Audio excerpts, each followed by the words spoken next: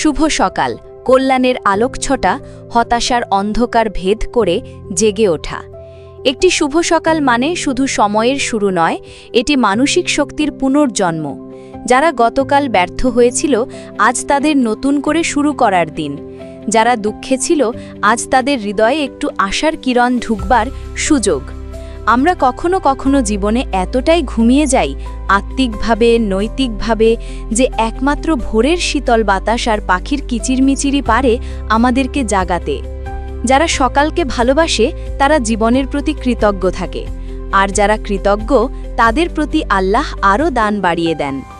আল্লাহ বলেন, তোমরা যদি কৃতজ্ঞ হও আমি তোমাদেরকে আরও দেব, আর যদি অকৃতজ্ঞ হও তবে নিশ্চয়ই আমার শাস্তি কঠিন। চলো সকালের শুরু করি একটি শকর আলহামদুলিল্লাহ দিয়ে, কারণ আমরা আজও বেঁচে আছি, এটাই এক অশেষ নিয়ামত।